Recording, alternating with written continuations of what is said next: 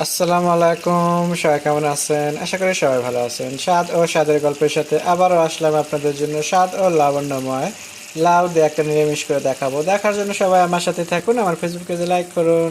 আমাদের গাছে ছোট্ট একটা লাউ ছিল, সেই লাউটা আমি তুলে নিলাম। নিয়ে আমি লাউটাকে আজকে একটু সুন্দর করে সবজি করব, রুটি দিয়ে খাওয়ার জন্য, আর লাউয়ের সিল্কে ভাজি করে দেখাবো। সো আমি চলে যাচ্ছি চুলোতে, বাকিটা চুলোয় দেখাবো। চলে আসলাম চুলোতে। এখানে আমি একটা প্যানে কাঁচামরিচ আর পেঁয়াজ নিয়ে নিচ্ছি। দিয়ে দিচ্ছি একটু তেল, খুবই সামান্য করে তেল দিয়ে দেবো। দিয়ে দিচ্ছি স্বাদ মতো লবণ। পেঁয়াজটাকে আমি একটু ভেজে নেব হালকা করে।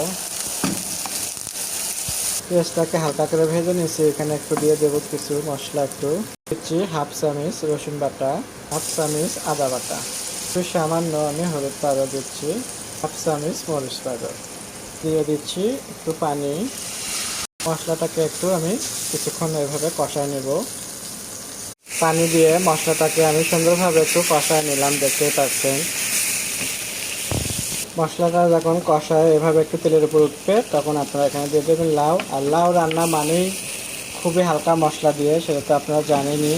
আমি আবারও বলছি, লাউ সিল্কে ভাজি করার সময় আপনাদের এখানে কথা বলছিলাম, আবারও এটার জন্য আমি বলছি যে ভাবিরা, আপুরা, তোমরা এই লাউটা যদি এখন গরুর মাংসের মশলা দিয়ে রান্না করো, গরুর মাংস ছাড়া, তাহলে কিন্তু হবে না। তাহলে তো রাগ হবেই ভাইয়েরা। কারণ এই লাউ যখন আপনারা এমনিতেই রান্না করবেন কোনো মাছ মাংস ছাড়া, সো তখন এখানে কিন্তু খুবই হালকা মশলা দিয়ে এটা রান্না করবেন, তাহলে কিন্তু এখানে স্বাদ আসে যায়। আর যদি মাছ দিয়েও আপনারা করেন, মাছের মশলাটার জন্য শুধু একটু মাছটাকে ভালো করে কষায় নেবেন, আর মশলা ঠিক একই।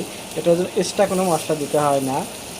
এভাবে যদি সুন্দরভাবে যদি ভাইয়াদের সামনে রান্না করে দিতে পারেন, তাহলে ভাইরা তো অবশ্যই খুশি হয়ে আপনাদেরকে ভালোবাসবে। দেখা গেছে আপনারা হয়তো বা তরকারি কালার করলেন এক ধরনের, মশলা দিলেন আরও বেশি করে, তো ভাইয়েরা পছন্দ করলেন না, সেই জন্য ভাইয়াদের কাছ থেকে কিন্তু আপনারা ভালোবাসাও পাবেন না। সো সারাক্ষণ শুধু আপনারা খালি ভাইয়াদের দুর্নাম করেই যাচ্ছেন, দুর্নাম করে যাচ্ছেন, কিন্তু দুর্নাম তো ভাইয়াদের না।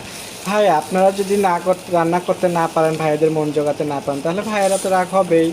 ভাইয়াদের কিন্তু চাহিদা কম, সারাদিন অফিস করে আসুক আর কামলা দিয়ে আসুক, এসে কিন্তু ভাবিদের হাতে একটু মজার খাবার, সুন্দর একটু কালার খাবার খেতে চায়, ভালোবাসা পেতে চায়। সেটাই যদি আপনারা ঠিক মতো না দেন, তাহলে তো সেই সংসারে সুখ শান্তি আসবেই না। সুখ শান্তি আসার জন্য দুইজনেরই প্রয়োজন, সেটা আমি আগেও বলেছি, এখনও বলতেছি। শুধু একার ওপর দায়িত্ব দিলে হবে না, দায়িত্বটা দুইজনেরই নিতে হবে। যাই হোক, এটা ভালো করে আমি মিশিয়ে নিলাম। এখন আমি এটাকে ঢাকনা দিয়ে কিছুক্ষণ কুকিং করে নেব। আমি কিন্তু প্রতিটা মুহূর্তেই বলি, ঢাকনা দিয়ে শুধু রেখে দিলে হবে না, এটাকে খুবই ভালো করে নাড়াচাড়া দিয়ে ভালোভাবে মিশিয়ে নিতে হবে। তাহলে সম্পূর্ণ সবজিতে একবারে খুবই ভালোভাবে কিন্তু লবণ ঝাল একদম পারফেক্টভাবে ঢুকে যাবে এখানে।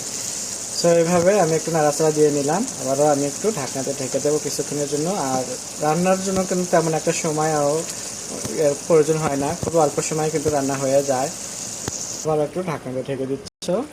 ঢাকনাটা তুলে নিয়ে আমি আবার একটু নাড়া দিচ্ছি। দেখতেই পাচ্ছেন রান্নাটা কিন্তু আমার একদম হয়ে গেছে। সো এরকম মজাদার যদি রান্না করে ভাইয়াদেরকে খাওয়ান, তাহলে কিন্তু এর সাথে মাছ মাংস কোনোটাই লাগবে না। আর এর সাথে সকালবেলা উঠে শুধু হাতে বানিয়ে রুটি বানিয়ে দেবেন, রুটির সাথে এটা খুবই মজা করে কিন্তু খাবে ভাইয়ারা। সামান্য রাগ দিয়ে একটু দিয়ে দেবেন ধনিয়া পাতা কুচি, এভাবে তাহলে তো হয়ে গেছে। 100% টেস্ট এখানে এসে যাবে।